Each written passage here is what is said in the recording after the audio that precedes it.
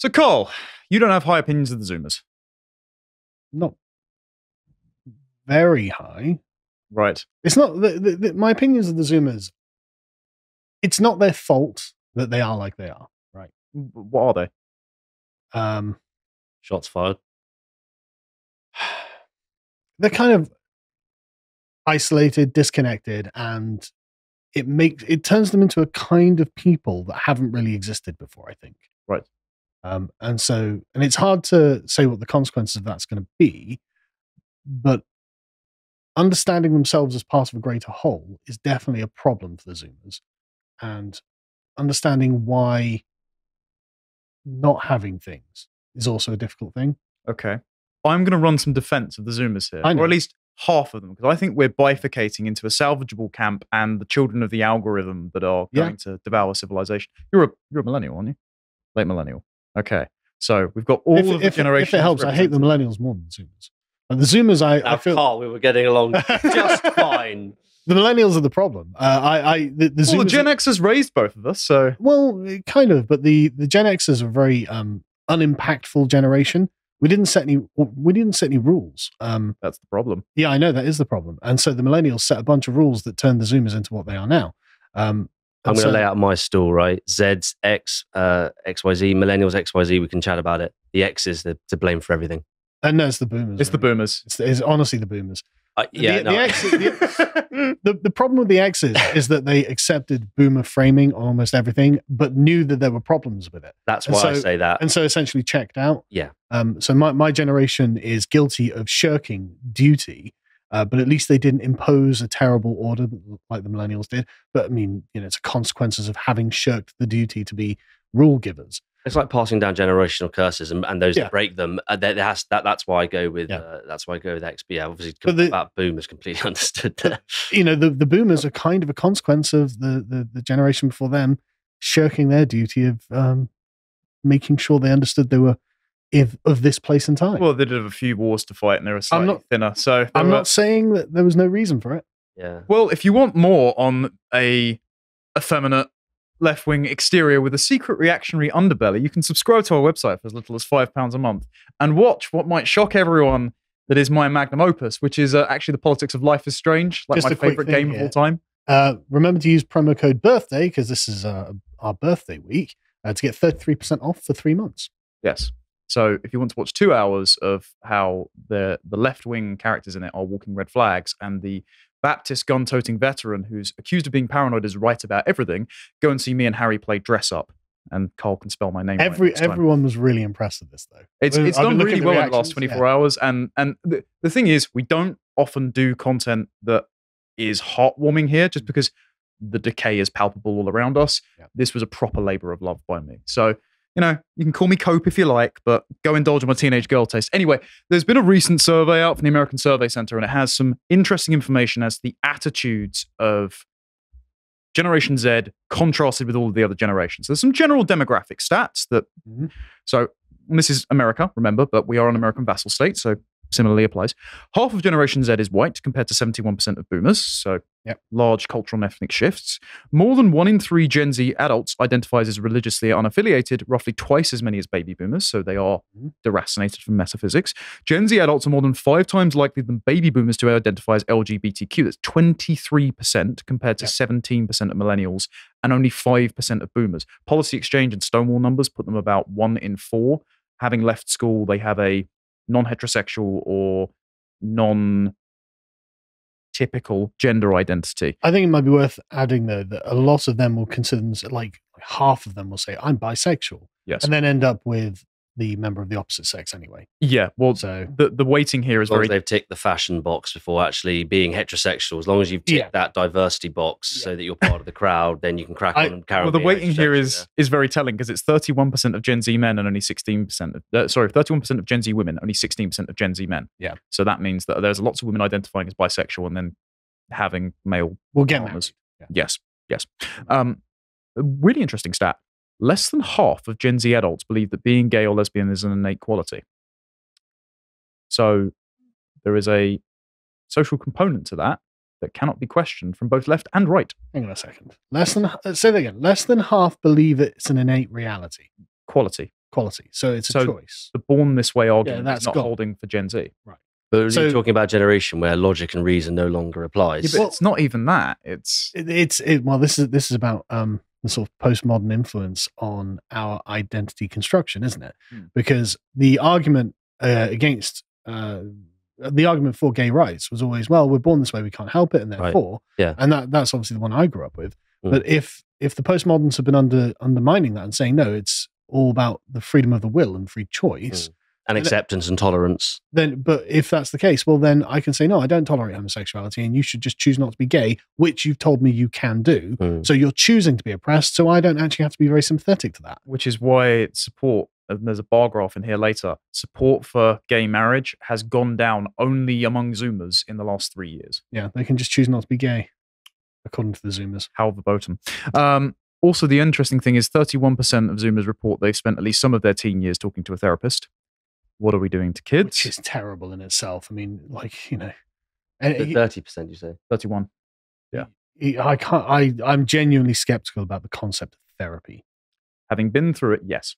They are less than useless. Not just because of the stresses on the system, but because of the approach they often take. For certain things, it's very affirmative when it shouldn't be. Yeah. And for other things, it is... How do I say it?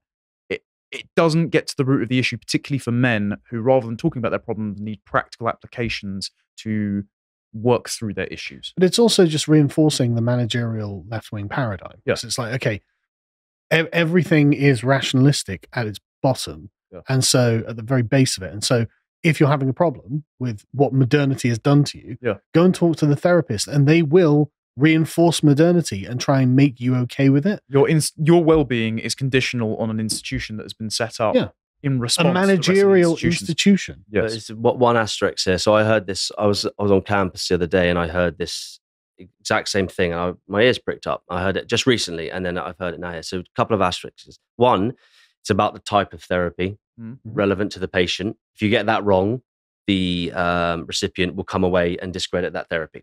You have a condition of X, you need that correct therapy, and that in itself is a process. And the other thing, of course, is the quality.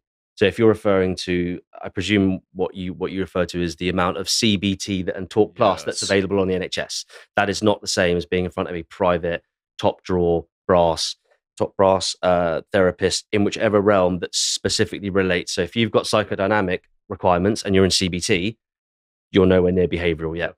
And if you're a learner, if you're someone who learns in a different capacity, you should be nowhere near psychodynamic, and you should very much be in behavioral. But again, Talk Plus, CBT, NHS, it's over the phone most of the time post pandemic. So there's a little bit to unpack there, because I do hear this quite often because of the climate and the culture with regards to the 31% and the depression and the anxiety lends itself to all sorts of big conversations.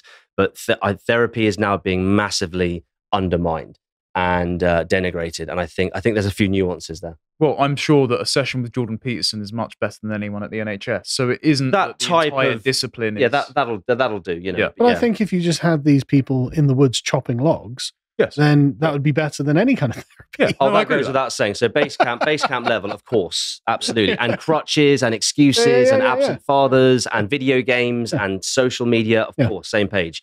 But Yeah, so it's not an entire write-off, but there's a deluge of mental health conditions affecting Gen Z. And it's no surprise this is affecting their relationship. So 41% of Gen Z adults never had a boyfriend or a girlfriend as a teenager. 69% of millennials, 76% of Gen X, and 78% of boomers did. So that's 40-odd% of Gen Z who have not had a relationship while in high school. Yeah. So indicates maladaptive attachment styles somewhere along the civilizational chain. Gen Z men are more than twice as likely as baby boomer men to report they didn't have a significant other as a teenager, 44% versus 20%. 78% of Gen Z adults report they spent at least some of their teen years regularly hanging out with friends. 84% of millennials, 89% of Gen Xers, and 88% of boomers did. So that's 22% of Gen Z who had no friends growing up. Going to have seismic consequences. 24% of Gen Z said that over the past 12 months, they've often or always felt lonely. That's compared to 18% millennials, 12% of Gen Xers, and 7% of boomers. And so the introduction of social media here, paradoxically, seems to make people less connected the boomers had to go out and do things. The root cause. Well, so did my generation, as you can see there. The root cause of all this is screen time and socials. Yeah, probably. And mum and dad aren't disciplining their children in that regard. So smartphones from age 8, unacceptable. Yeah, and schools allowing them in. There still isn't a ban yet. That ban still hasn't happened. Unacceptable. So you're talking about if your phone, that's going to become your best friend. Not to mention the addiction and the endorphins when somebody reached out to you and the accessibility of X, Y, Z, and it's absolutely screwed. It's a question of proximity as well, because even if you have friends on the phone, they're nowhere near you in real life. No, it's nothing. You know, because I mean, when I was a kid, you have to go out and knock on people's doors. Hi, is Timmy coming out today? Yeah. You know, and that's actually a really wholesome thing. And if you agreed to meet up at a certain time and someone didn't show, then that's it. Yeah, 70% of communication is non-verbal. It's tip of the spear. If you do everything remotely, it's the same when we all take pictures, or like this. You're not even that isn't the same. You're focused there rather than actually looking at things. This has massive consequences, as we're seeing, and we know that even without the numbers in societal behaviour. Yeah, life of vicarious experiences makes you quite detached. Also, speaking of vicarious experiences, in terms of their work and life experiences, 4 in 10 Gen Z adults didn't have a job as a teenager. I mean, by protecting them from that, you're robbing them from formative. Like, I worked shit jobs, basically. You know, I did loads of retail stuff. I stacked shelves. Yeah, I did a lot of manual labour, which I actually really enjoyed. Yeah, that was probably fun. And that every man, I said this at the XT University thing, and all the Zoomers in the room are just like, what? Every man should have a manual labour job. Yeah. If you don't have calloused hands, you shouldn't be speaking in the public arena. Yeah. But Zoomers are insulated from that. 70% of Gen Z adults say they occasionally worry about finding a job or career that's meaningful, compared to 60% of millennials, 43% of Gen Xers, and 17% of boomers. So they feel disconnected from the kind of economy they're participating in. Wow. This is why I was defending that crying Zoomer girl. She's absolutely right about the 9 to 5. Oh, yeah. More than half of Gen X adults, so 60%, and millennials, 56, and Gen Xers, 52, say they worry at least sometimes about having enough money to pay their bills. But of course, 61% of boomers say, I'm all right. Of course they do. It's almost like there might be some kind of connection there as to why everyone except the boomers feels that they're broke. Almost like the boomers own the entire property market and are making us all rent serfs. But I'm not resentful in the slightest. It is really weird that the boomers don't care about their own grandchildren, though. Yeah, they sort of push them off out into the world. Weird. They don't help them buy a house. Instead, they spend all of their pension and their overhanging money from rent on a cruise. Yeah. Like, you are the ones that disconnected the family chain. It's frustrating. Hashtag not I knew all, I was right. I knew I was right. Yeah. Yep. 32% of Gen Z adults report occasionally drinking alcohol or smoking.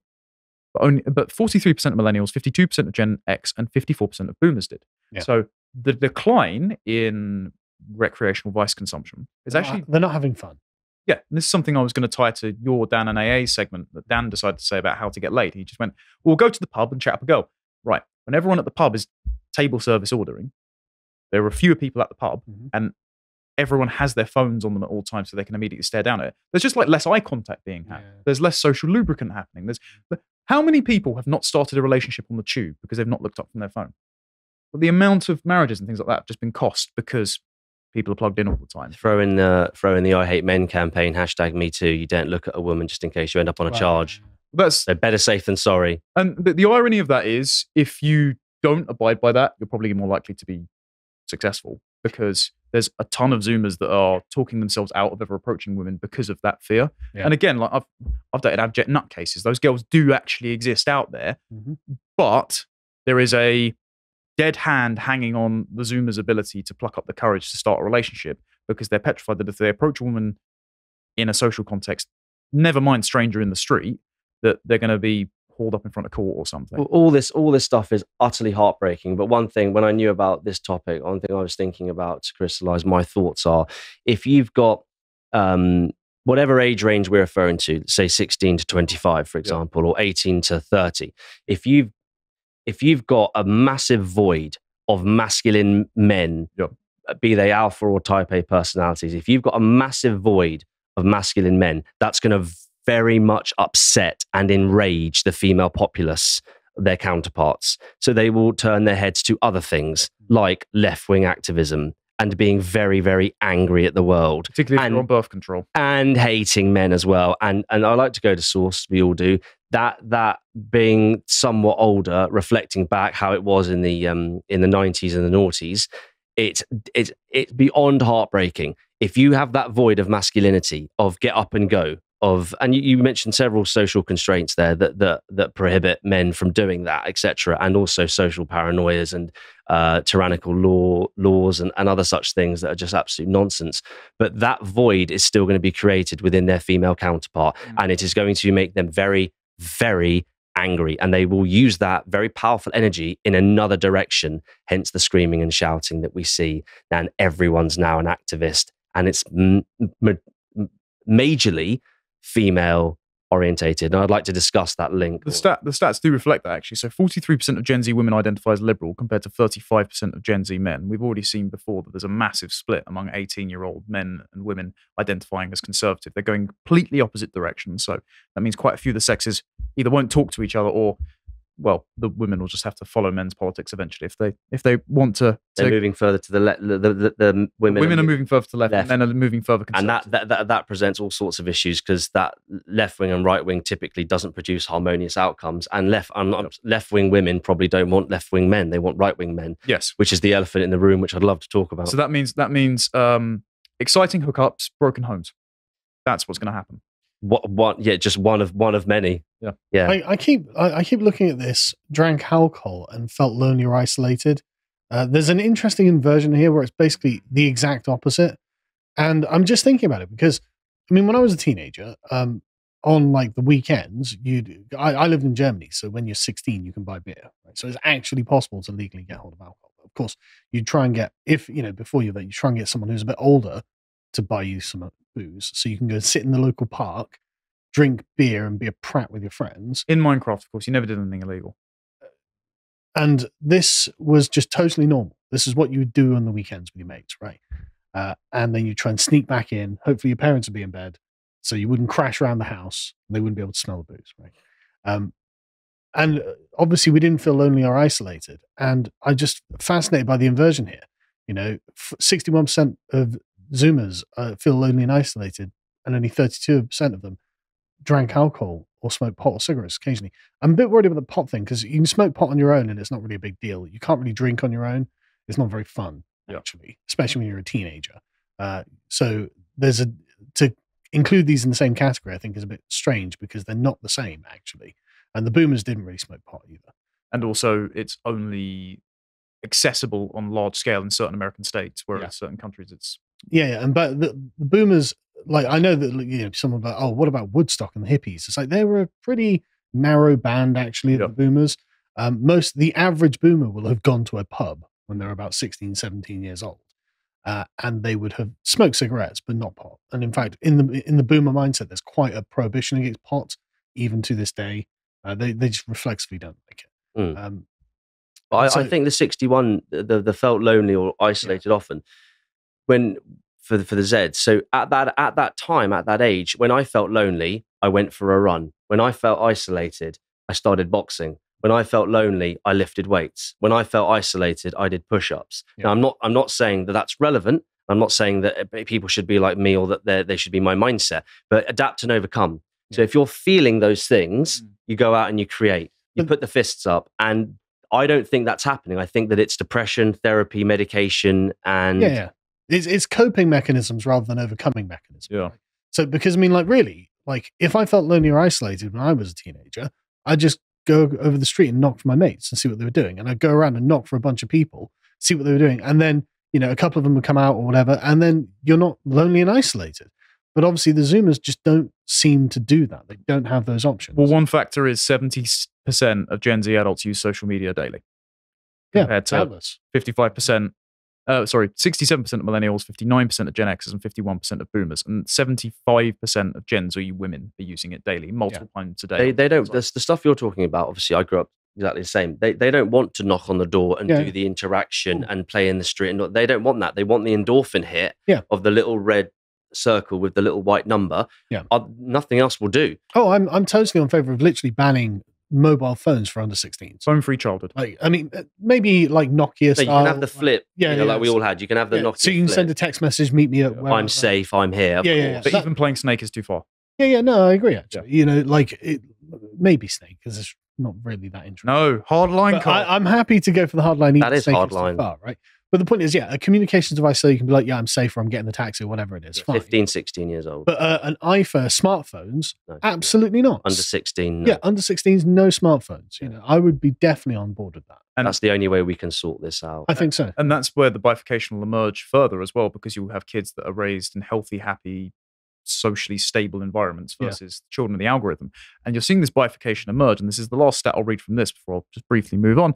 61% of Gen Z women are feminists compared to 43% of Gen Z men. That's an 18% gap. So we're seeing the bivalence start to emerge. Well, sure, but it's like the consequences of manifest in their classrooms, in their media, and the men being slightly more disagreeable and having less social capital to earn with flexible identities mean that they're moving away from that.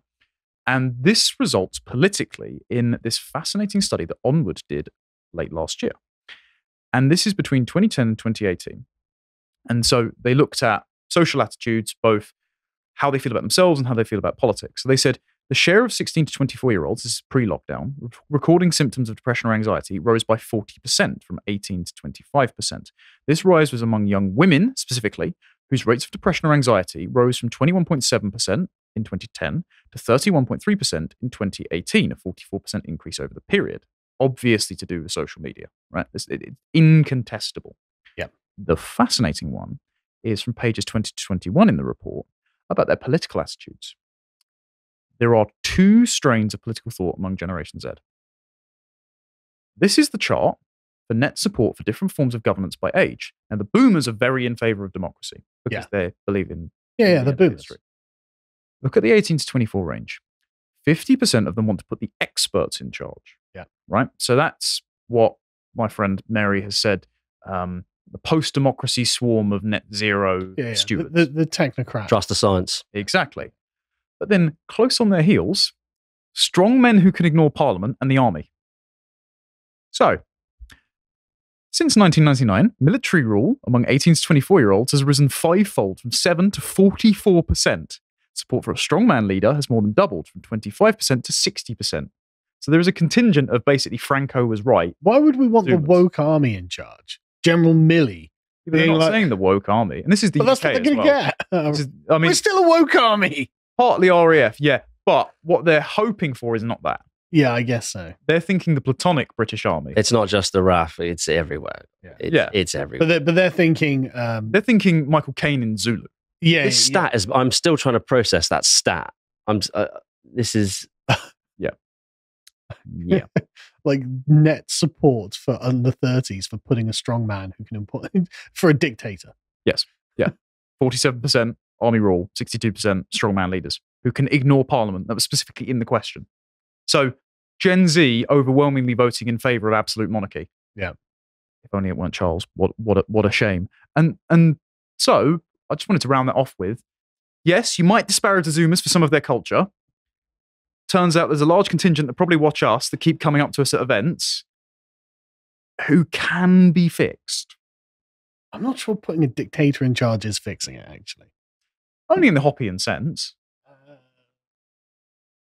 I'm just saying it's an experiment that England's run before and it wasn't great. Yeah, but he was Protestant. I mean, it's definitely something. All I'm saying is the Zoomers are sympathetic. The reality is that this is all a test. It's a test for all of the 4 generations in existence right now. It's a test, right? So when we're on campus, when we're talking to men and women, this is all a test. Anyone at any point who has agency and free will can say, no, this is, we have a crisis of identity in the West. We have it in the UK. This isn't about principles. It's about groups. It's about mob mentality and mob behavior. It's the grievance brigade. It's the victimhood brigade. And it is the oppressor-oppressed narrative, which has been along the lines of critical race theory, white supremacy, and all this other absolute nonsense. At any point, any one of those individuals, parents included, can say, no more. And that individual might consider themselves inherently conservative, for example. No more. I'm not putting it. And lose friends is part of life. Yeah. I've deliberately let go of lots of people over the years because they became toxic or because they added no value whatsoever. And also, it can be very mind numbing because actually, it's just legacy stuff. It's just routine. It's just habit. So I will say this: there's, to your point, there's lots of good people out there, Zoomers. and it's their job to stand up and do the right thing. And that means sacrifice. That means getting rid of X, Y, Z, whoever, etc., and doing the right thing. And it's also a massive test as well. And everyone's watching that, because you can't just say, well, that generation, because of smartphones, they're out. That's unacceptable. Yeah, no, of course. They have to fight back. They have to. Duty first, happiness second. A man's duty has got nothing to do with happiness. Do what your heart tells you. It's all absolute rubbish. So let's pray and let's hope for the Zoomers to actually be more like guys like Connor and other guys. Yeah. The government could certainly help by simply just legislating against smartphones for children as well. Like we do with alcohol, a lot. we do with alcohol and cigarettes. We've got a massive bravery deficit in the UK. Yeah. We've got a massive testosterone and masculinity deficit in the UK. But that can all be turned around if men say, I see what's happening here. I'm not having anything to do with it, and I'm going to make moves with. There's all sorts of organisations and all sorts of ways they can get involved to fight back against. Whether you call it woke, communism, Marxism, far left extremism, call it what you want. So you're being watched. Nick for King. Thanks very much for watching that segment from the podcast Lotus Eaters. I hope you enjoyed it. If you did and you're interested in finding more of what we do, you can go to our website and subscribe for as little as £5 per month to get access to all of the premium videos that we do there. But we also do free videos, including this recent one, How the Manosphere Misrepresents Dating, which was an interview that Connor did with Alexander Datesike. If you do want to sign up to the website, if you use code BIRTHDAY when signing up through Stripe, then you can get 33% off of your first 3 months. So take advantage of that while you can. If you'd like to follow Connor and see what he's doing on a daily basis, then you can follow him on Twitter at @Con_Tomlinson. Thanks very much for watching and take care.